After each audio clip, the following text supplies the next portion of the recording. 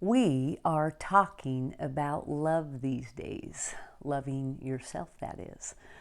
The next two lessons, I'm going to be talking to you about some of the most important work that I have done to learn to love myself. I want to talk to you about inner bonding. Inner bonding, you could call it loving yourself, getting in touch with your core self.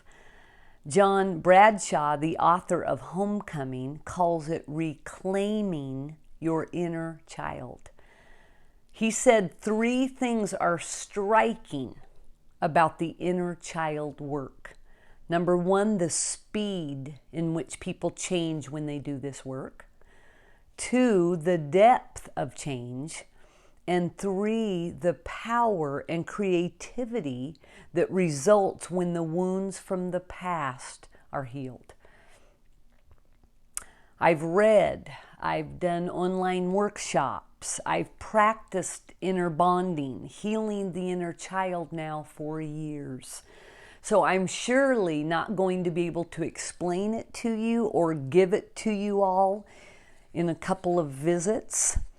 But I hope I can give you enough to cause you to search out more information on your own.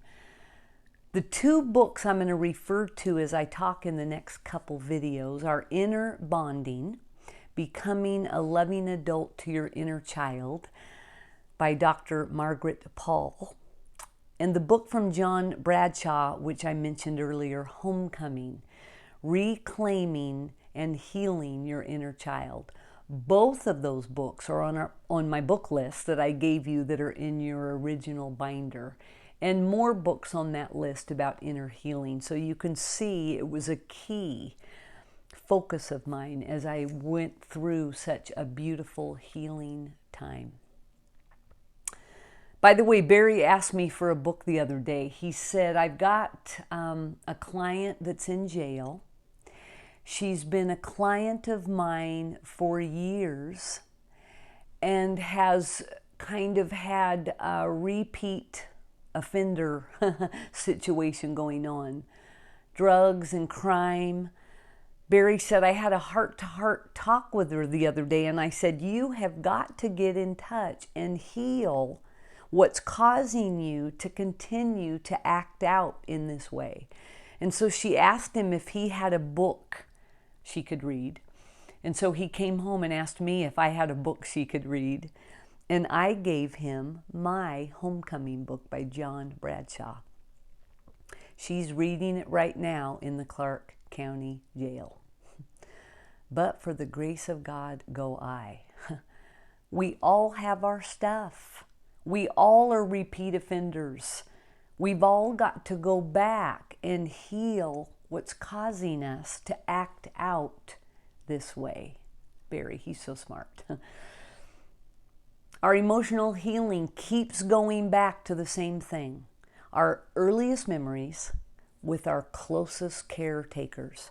If we want to heal the present adult, we have got to go back, get in touch with, and heal and love the child of the past. When I talk about inner bonding, I want to start with the word bonding. Bonding refers to the process of attachment that develops parents and children. This bond is characterized by emotions like affection and trust. Inner bonding is just that, doing the bonding work internally that needs to be done to have healthy attachment with ourselves. As I worked in 2016 to redeem some of my childhood issues and reclaim the child of my past, I learned that the child of my present needs to be seen, heard, and loved. And honestly found out that that was even a greater challenge than healing the child of my past. You've heard me talk about reparenting ourselves. Well, this is the ultimate lesson in that. This is about becoming a loving adult to our inner child. Inner bonding empowers you to self-heal the root causes of anxiety, depression, addictions, failed relationships, and many other problems that inhibit your personal and spiritual growth.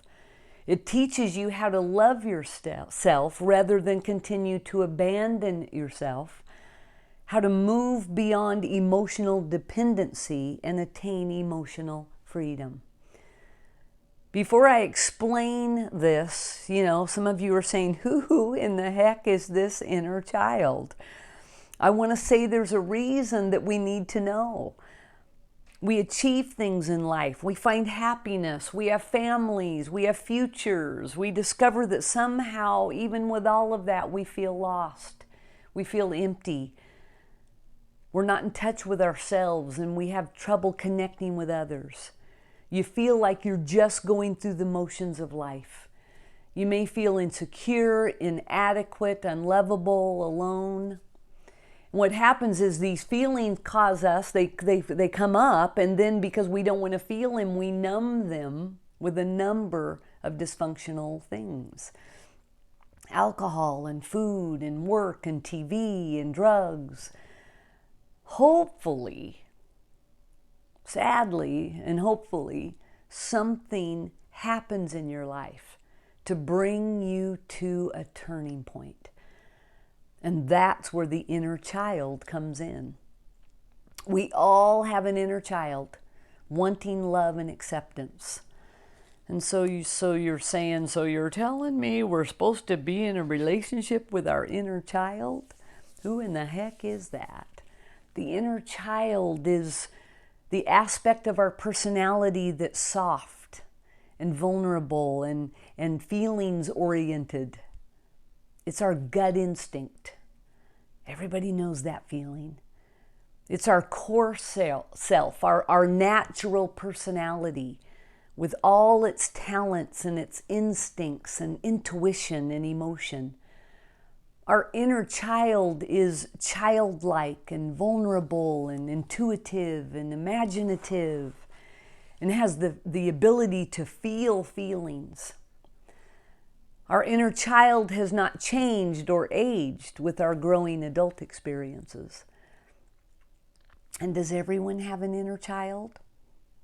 Yeah. We all have vulnerable, intuitive inner selves. We were all once children, and we still have that child dwelling in us. But most adults are quite unaware of this. And this lack of conscious relatedness to our own inner child is where so many of the behavioral and emotional and relationship difficulties stem from. So my hope today is to bring you, or begin to bring you, to an understanding of inner bonding, parenting our inner child, and help you see why it's so important to our emotional health. Stay with me. Stay with me. The inner bonding process is very similar to trying to understand how we would care for or help an external child. If a child was upset and you wanted to help, you would ask the child what was wrong. You would listen to the answer. And if there was something you could do, you would take action to help in some way.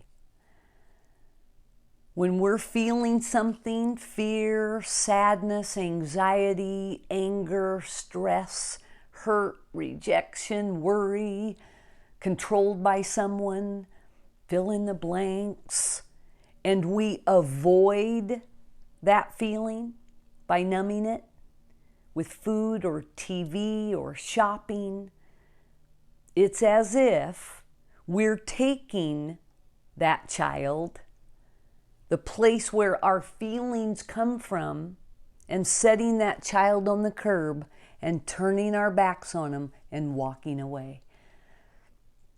Abandoning the child, rejecting the child. Just the opposite of what our inner child needs. which is acceptance and grace and love and compassion and acknowledgement to heal and grow. We would no more take a child that was in need and just turn away from them, but that's exactly what we're doing to ourselves. When we feel uncomfortable feelings and then we numb or avoid them, we are abandoning our very selves. Can you see it? What most of us have done, me included, is we've expected our spouses, our children, young or adult, our friends, to be the nurturing adult. In essence, we are handing our inner child over to them, thus abandoning ourselves. My greatest awakening and thrilling understanding has been learning to care for me, learning to love me. When you come from a place of betrayal or rejection, it's very typical to look to others to heal the wounded places, when all along healing has to take place right inside of you. What would you say to a small child who was afraid, betrayed, sad, rejected, anxious, controlled by someone, worried about other people? Now, I want to say right here, we're talking about a child. So I think what happens is this is where we get confused, because I didn't say, what would you say to an adult who felt afraid? Because an adult, you might say, let's go on a hike and blow this thing off. But you don't say that to a child. You sit down and say, what's wrong? What are you afraid of? And you listen. There's a difference between taking self-care of an adult and loving a child. Big difference. What would you say to a child who didn't have a voice? How would you encourage them to speak? Who couldn't make decisions, who felt unimportant? What would you say to a child who was hurting themselves because they didn't know how to comfort themselves? I bet every one of us would show loving behavior to that wounded, fearful, anxious child. So how do we show loving behavior to our inner child, to ourselves? Loving behavior nurtures and supports our own and other people's emotional growth. Loving yourself means taking responsibility, resolving self-limiting beliefs, and discovering and taking action to bring about joy. When we show love to others, we want what will bring them joy and what will support them. When we're being loving to our inner child, we're open to learning about our inner child and choosing to learn about ourselves, our past and our present pain, fears and beliefs. I totally get right now if you're thinking, what is she talking about? How do I do that? I read a story, and it was such a good one, about a gal who was like totally resisting this inner child thing. She's like, I don't get it. And as many times as she'd read about it and heard about it, she just wasn't going for it. She wasn't going for it until one day, things got so bad in her life. She was driving home from work one day and was just feeling beyond overwhelmed and stressed and anxious, and thought, well, if I'm ever going to get this inner child thing now, I might as well give it a try now. So she said to herself, if you're in there, speak up. She was dumbfounded to hear a small voice within her say, In a flash of understanding, she knew what that meant. And she said back to herself, as if to her child, you don't have to do this work all alone. She said in the amount of time it took to say those words, her stress level dropped so many degrees that she could feel energy pouring back into her body. That's what inner bonding is all about. Freeing ourselves from false beliefs that create fear and shame, which create anxiety and more. These false beliefs function as shackles and tether us to ways of thinking that keep us from living our most peaceful, productive, healthy lives, the lives we were intended to live. Listen to your feelings. When a feeling comes up for you, anxious, fearful, angry, frustrated, worried, ask yourself questions as if you were talking to a child sitting on a curb. Listen to the answer and then respond. Don't abandon yourself this week by avoiding or numbing. Listen and then respond. I promise you're going to have a better week emotionally, which in turn will cause you to have a better week with your weight loss program. Don't abandon yourself this week. Next time, I'm going to take you through the steps of inner bonding. But for now, consider that you have a child on the inside wanting and needing love. Listen to our theme song again with this lesson in mind. I'm everything I am because you loved me.